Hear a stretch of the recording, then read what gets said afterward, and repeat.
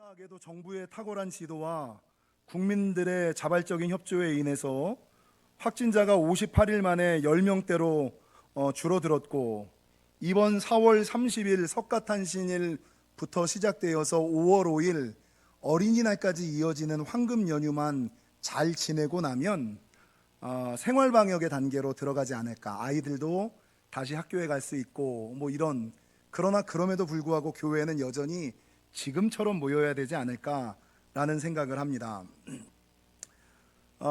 그러나 그럼에도 불구하고 한국의 상황은 좀 좋아진다고 하더라도 한국을 뺀 세계 상황이 좋지 않기 때문에 백신이 개발되어 대중적으로 보급되는 내년 상반기까지는 긴장의 끈을 놓지 않는 것이 좋다.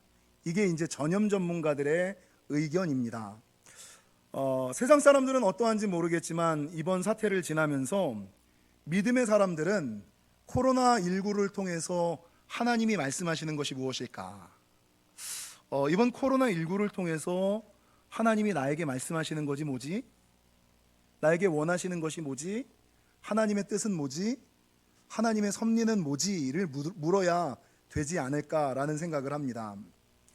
지난주 한 주 동안 이 코로나19를 지내면서 성경에 나온 사건 가운데 코로나19와 가장 흡사한 사건이 뭘까를 계속 묵상해요. 그러니까 원래는 제가 예전 설교로 돌아가서 성경에 관련된 이야기 설교를 해야 되잖아요.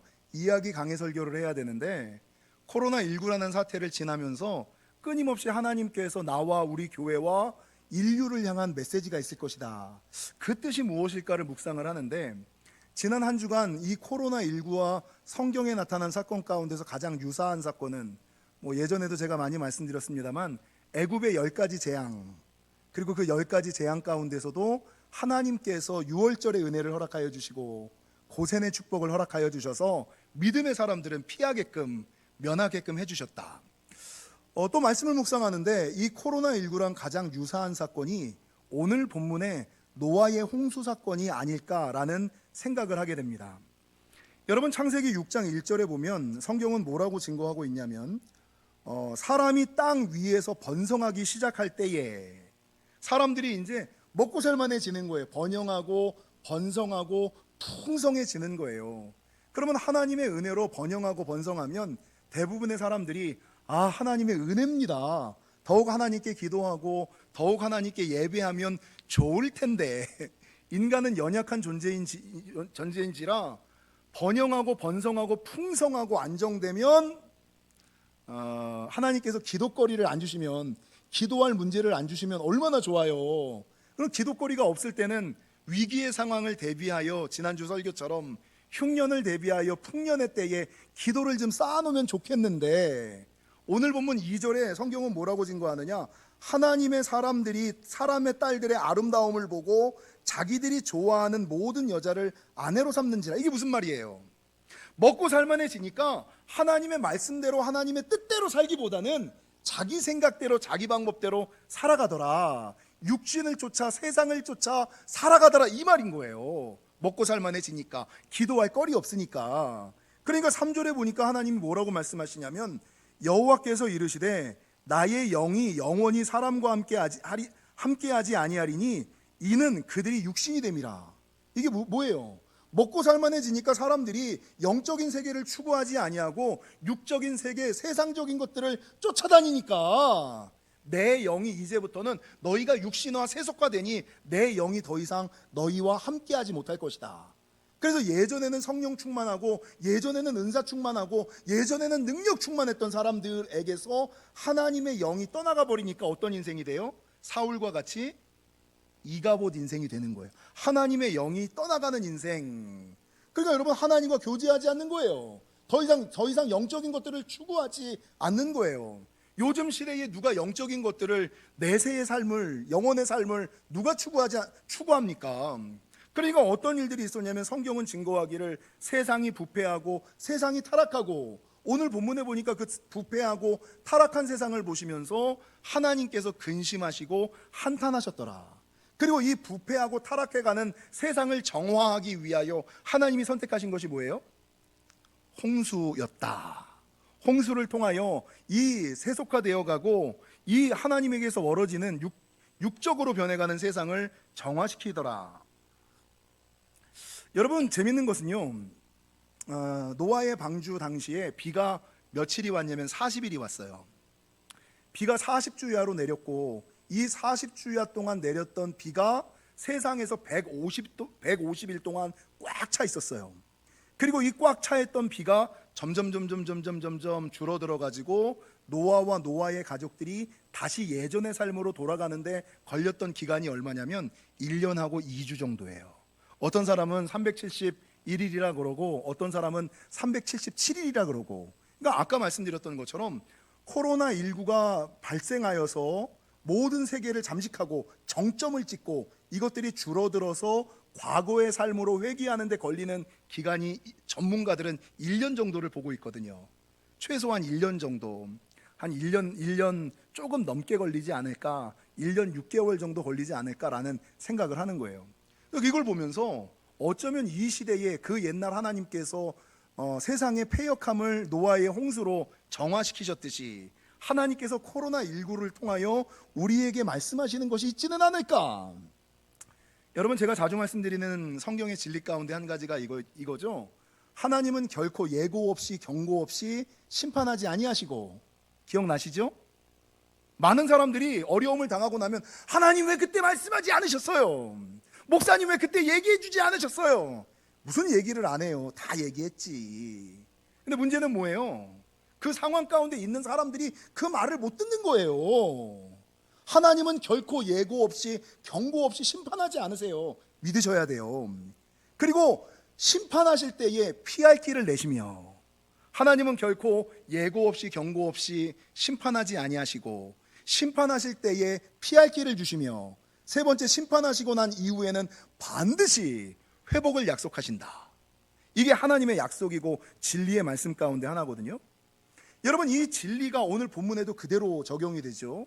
하나님께서 그 땅의 패역함과 완악함을 보시고 그 땅을 홍수로 심판하시는데 하나님께서 피할 길을 예비해 놓으셨어요. 오늘 7절과 17절을 보세요. 오늘 6장 7절에는 이르시되 내가 창조한 사람을 내가 지면에서 쓸어버리되 사람으로부터 가축과 기는 것과 공중의 새까지 그러하리라. 내가 쓸어버릴 것이다. 여러분, 17절은 뭐라고 증거합니까? 내가 홍수를 땅에 일으켜 무릇 생명의 기운이 있는 모든 육체를 천하에서 멸절할 것이다. 쓸어버릴 것이다. 멸절시킬 것이다. 그런데 오늘 8절과 18절을 보세요. 8절은 뭐라고 증거합니까? 8절에 같이 한번 읽으실까요? 그러나 노아는 여호와께 은혜를 입었더라. 그러니까 다 쓸어버리고 다 멸절하는데 누구는 제외라고요? 노아 너는 빼고. 노아 너는 아니야. 다 쓸어버리고 다 멸절하는데 노아 너는 아니야.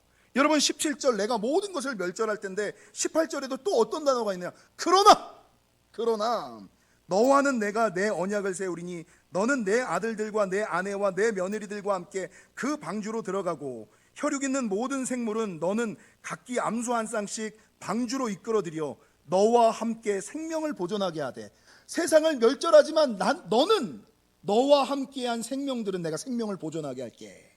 여러분, 20절을 보세요. 새가 그 종류대로 가축이 그 종류대로 땅에 기는 모든 것이 그 종류대로 각기 둘씩 내게로 나아오리니 그 생명을 보존하게 하라. 그러니까 하나님께서 세상을 진멸하고 쓸어버리시지만 그러나 노아 너는 빼고, 그러나 노아는 여호와께 은혜를 입어서 그 위기가 그 어려움이 닥치지 않는, 오히려 피해지고 면해지는 역사를 허락하여 주셨다. 여러분, 노아만이 그 위기를 벗어난 것이 아니라 노아가 하나님께 은혜를 입었더니 누구까지? 내 가정과 내 가정에 속해 있는 네 안에 들어오는 모든 생물들이 생명을 보존하리라. 그러면 여기서 딱 떠올라야 되는 신앙이 하나 있어요. 뭡니까? 구약의 라합이 가졌던 신앙이 뭡니까? 제가 자주 얘기했던 붉은 줄 신앙.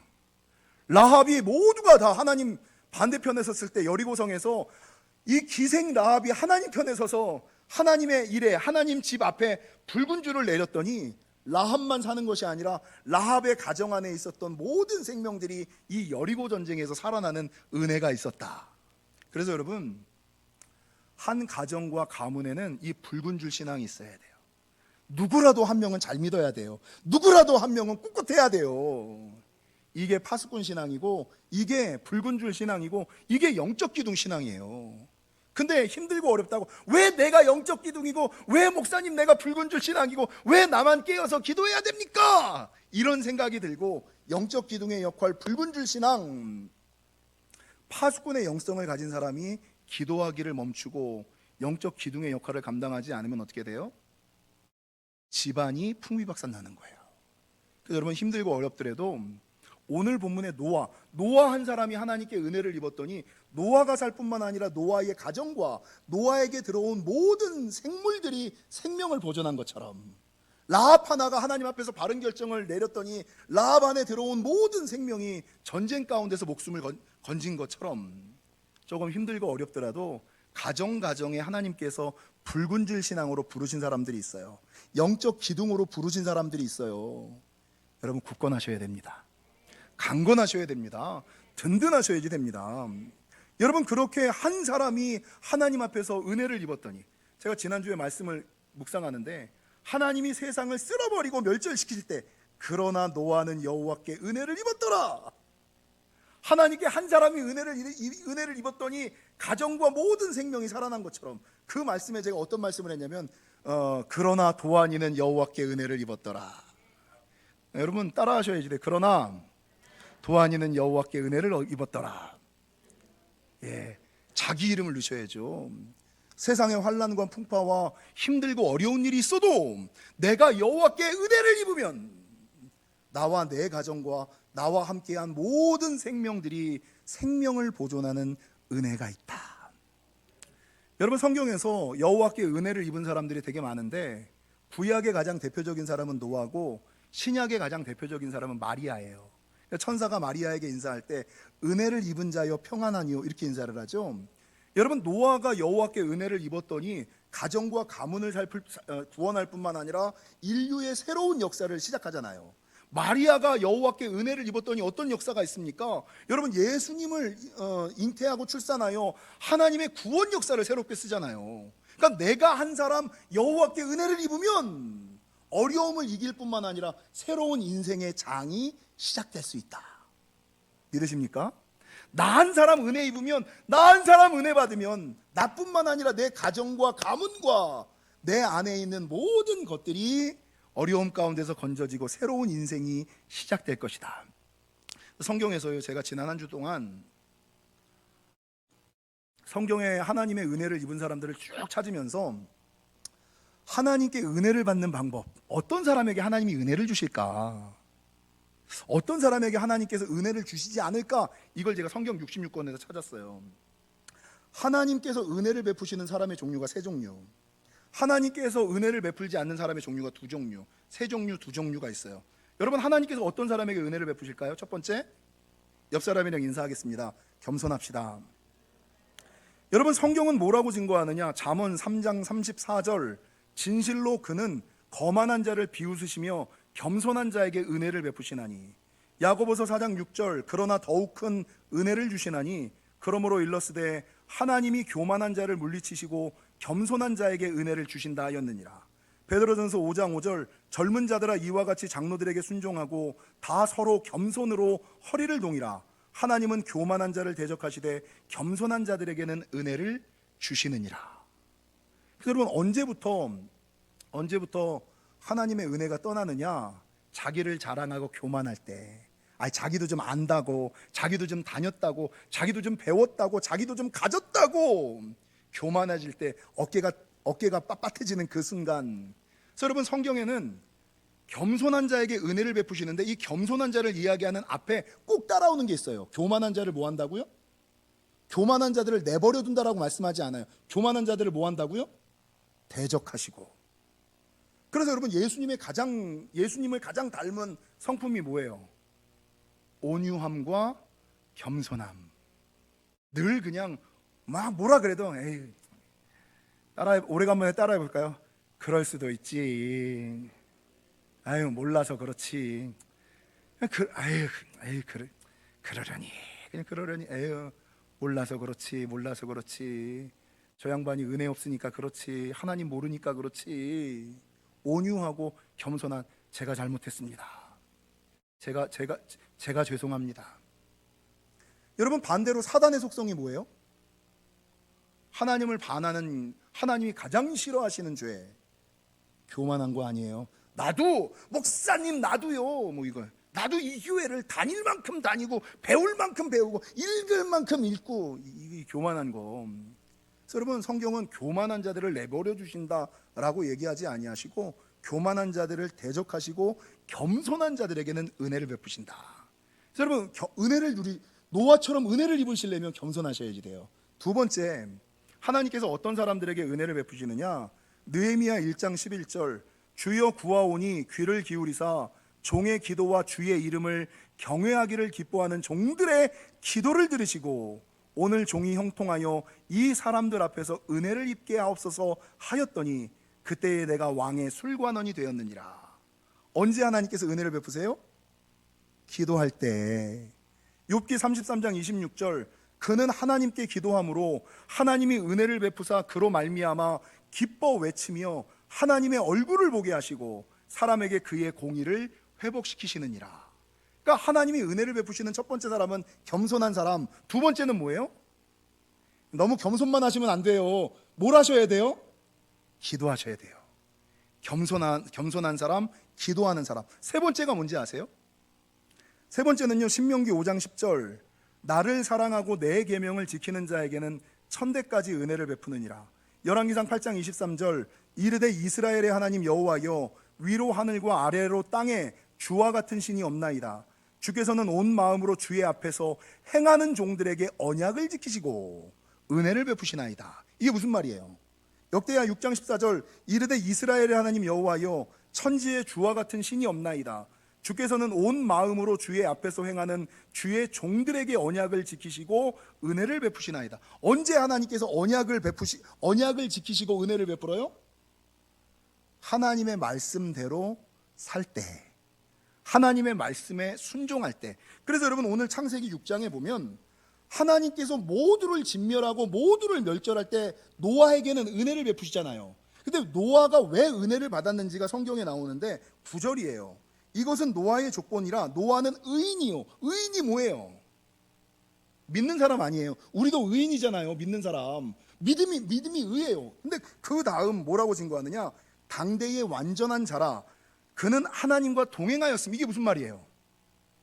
아무도 하나님의 말씀을 듣고 아무도 하나님의 말씀을 따르려고 하지 않는 그때에 여러분, 세상 소리 듣지 않고 하나님의 음성 듣고, 아니 무슨 중동 지역에 비가 와, 말이 됩니까? 말이. 미친 사람이죠. 비가 올 것이다, 배가 필요하다, 높은 곳에 그 큰 배를 지으면 사람들이 뭐라고 손가락질했겠어요. 사람들이 얼마나, 야 말도 안 되지, 과학적이지가 않잖아. 어떻게 중동 지역에 비가 와. 근데 주님이 뭐라 그러셨어요? 배를 지어라. 사람들의 소리를 안 듣고 하나님의 소리를 듣고 하나님의 말씀대로. 그래서 성경은 뭐라고 증거하느냐? 그는 여호와와 동행한 사람. 여호와와 동행한다는 게 뭐예요? 말씀 따라 사는 거죠. 세상 따라 사는 것이 아니라, 흐름 따라 사는 것이 아니라 말씀 따라 사는 것, 믿음 따라 사는 것, 신앙 따라 사는 것. 그게 여호와와 동행하는 거 아니에요? 여러분, 하나님을 믿을 뿐만 아니라, 그래서 여러분 잘 생각하셔야 돼요. 내가 예전에 성령 충만할 때 하나님이 어떤 약속을 주셨어, 축복을 주셨어. 근데 그 약속이 언약이 지켜지지가 않아. 분명히 하나님이 축복하신다 그랬는데, 하나님께서 분명히 그 문제 해결해 주신다고 했는데 그 하나님의 응답이 왜 지켜지지 않지? 왜일까요? 겸손하지 않거나 기도하지 않거나. 세 번째 뭐예요? 내가 지금, 옛날에는 내가 하나님의 말씀대로 살았는데 지금 내가 하나님의 말씀대로 안 사니까. 내가 지금 하나님의 말씀대로 살아야 주님의 언약이 지켜지고 하나님의 은혜가 베풀어지는 거예요. 믿으십니까? 그래서 여러분, 하나님이 어떤 사람에게 은혜를 베푸시느냐? 첫 번째, 겸손한 사람. 두 번째, 기도하는 사람. 세 번째, 하나님의 말씀대로 순종하며 살아가는 사람. 요걸 엮으니까 뭐예요? 겸손히 기도하며 하나님의 말씀대로 순종하며 살자. 그런 자들에게 하나님께서 은혜를 베푸셔서 위기의 순간에, 그러나 노아는 여호와께 은혜를 입어 홍수가 범람하고 문제가 생길지라도 안전히 방주에 들어가 그 문제를 이길 뿐만 아니라 인류의 역사가 되었더라. 이런 축복, 방주의 축복이 있다라는 것입니다. 반대로 하나님이 은혜를 베풀지 않는 사람도 성경에 2명 나와 있거든요. 하나님께서 은혜를 베푸는 사람은 겸손히 기도하며 하나님의 말씀대로 순종하며 사는 사람. 하나님께서 은혜를 베풀지 않는 사람은 2종류인데, 첫 번째는 여호수아 11장 20절, 그들의 마음이 완악하여 이스라엘을 대적하여 싸우러 온 것은 여호와께서 그리하게 하신 것이라. 그들을 진멸하여 바치게 하여 은혜를 입지 못하게 하시고 여호와께서 모세에게 명령하신 대로 그들을 멸하려 하심이었더라. 어떤 사람에게 은혜를 안 베푸실까요? 마음이 완악한 사람.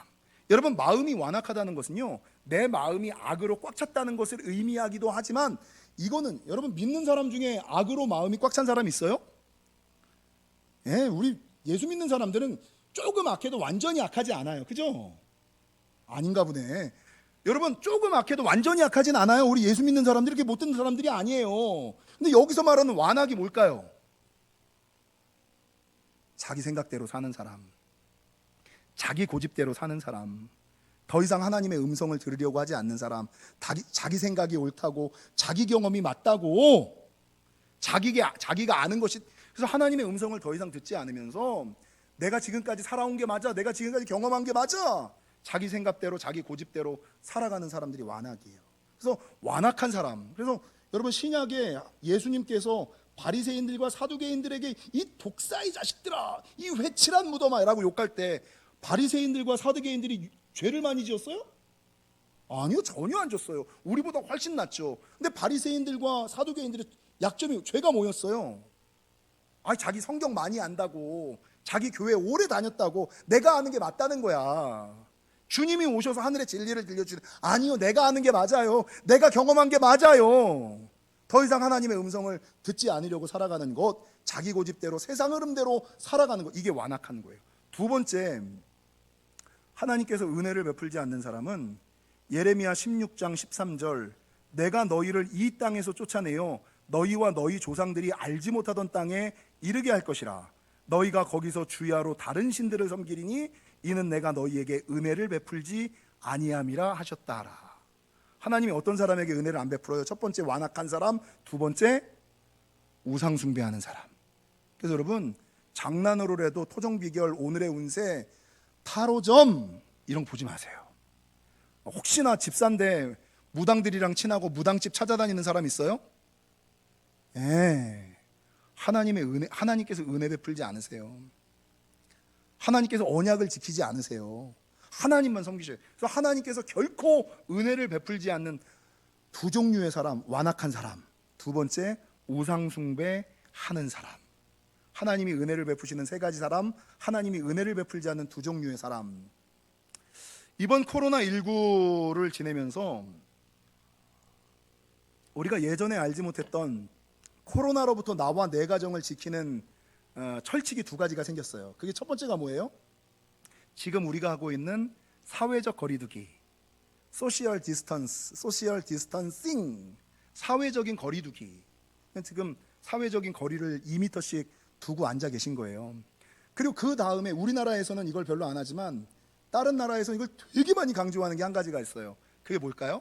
오늘 설교의 제목처럼 stay home, stay at home. 이게 무슨 뜻이에요? 집에 머물러라. 조금 쉽게 얘기하면 집에 좀 있어라, 나다니지 마라, 쏘다니지 마라. 이게 stay home, stay at home. 집에 좀 있어, 집에 집 안에 머물러, 이거거든요. 이게 코로나로부터 전염되지 않고 나를 지키는 유일한 방법, 사회적 거리두기와 집 안에 머무는 거예요. 마찬가지로 이 위기의 순간에 영적으로 나와 내 가정을 지키는 방법이 뭐예요? 사회적 거리두기가 아니라 뭐와 거리를 둬야 돼요? 죄와 거리를 좀 두셔야지 돼요. 세상과 거리를 좀 두셔야 돼요. 요즘에 그 가장 핫한 드라마가 부부의 세계라며요. 부부의 세계 다 보시죠? 이 부부의 세계가 너무 핫하다 그래가지고 제가 잠깐 봤어요. 우리 한 사람도 막 빠질라 그러길래 제가 대놓고 한마디 했어요. 안 봤으면 좋겠어. 왜? 영혼이 더러워지는 드라마야. 여러분, 이 부부의 세계가요, 내가 불륜을 하진 않잖아요. 그런데 이게 뭔지 아세요? 여러분, 오늘 본문에 보면 이게 부부의 세계를, 내가 나쁜 죄를 저지르지는 않아요. 내가 나쁜 죄를 저지르진 않지만 만약에 그런 일이 생기면 그 죄를 저지를 수 있는 가능성과 죄의 문을 열어놓는 거예요. 내가 그러진 않아. 근데 그런 거를 이렇게 잘 접하고 있다가 나도 모르게 그런 유혹이, 그런 시험이 오면 그 죄를 저지를 수 있는 가능성과 죄의 문을 열어놓는 거예요. 적극적이진 않지만 하나님의 방법에 쓰는 것도 아닌 거예요. 그래서 요즘에 제가 정말 심각하게 생각하는 게 이 부부의 세계뿐만 아니라 예전에 많이 나왔던 영화들이 있어요. 뭐 곡성이라든지 뭐 변신이라든지 뭐 요런 영화들, 드라마들 있어요. 요런 것들은 여러분 보는 사람들은 재밌고 영화로는 탁월한 평가를 받을지 모르지만 영혼에 심각한 위해를 가하는 아주 나쁜 영화들. 그러니까 제가 보면서 그냥 직설적으로 영혼이 더러워지는 것들이에요. 더러워지는 드라마들, 영혼이 더러워지는 드라마, 영혼이 더러워지는 영화들이 이런 것들이에요. 그래서 여러분 그런 것들로부터 내 영혼을 지키는 방법이 뭐예요? 소셜 디스턴싱, 죄와 거리를 두는 거예요. 세상과 지금 거리를 두는 거예요. 세상과 지금 거리를 두니까 어떻게 됩니까? 물도 살아나고 새도 살아나고 자연도 살아나고 하늘도 깨끗해지잖아요. 근데 문제는 죄와 거리를 두고 세상과 거리를 둬야 되는데 믿음의 사람들이 누구와 거리를 둬요? 무엇과 거리를 둬요? 교회와 거리를 두고 말씀과 거리를 두고 예배와 거리를 두고 기도와 거리를 두는. 그래서 이 코로나19 사태가 끝나고 아주 심각한 문제가 생기지 않을까. 여러분 여기서 우리 영혼을 지키는 것은 죄와 세상과 거리를 두셔야 돼요. 두 번째, 스테이 앳 홈, 스테이 홈, 집에 좀 머물러라. 위기의 순간 1년 동안 노아의 방주가 1년 동안 지탱됐는데 여러분 그들이 노아의 홍수 가운데서도 살 수 있었던 비결은 방주 안에 머물렀기 때문이에요. 이 방주에 누가 들어가요? 은혜 입은 자만 들어가는 거잖아요. 그러니까 여러분 스테이 앳 홈을 뭐라 그래야 돼요? 내 영혼을 지키려면 스테이 인 그레이스, 은혜 안에 머물라. 스테이 그레이스, 은혜 좀 지켜. 은혜 좀, 받은 은혜 좀 지켜. 받은 은혜 지키고 은혜 안에 좀 머물러야지. 이번 기회에 교회와 멀어지고 성경과 멀어지고 기도와 멀어지면서 세상과 가까이 하다가 은혜 안에 있는 거 답답하다고, 방주 안에 있는 거 답답하다고 낼름 나가버리면 어떻게 돼요? 홍수의 물결 때문에 쓸려가는 거예요.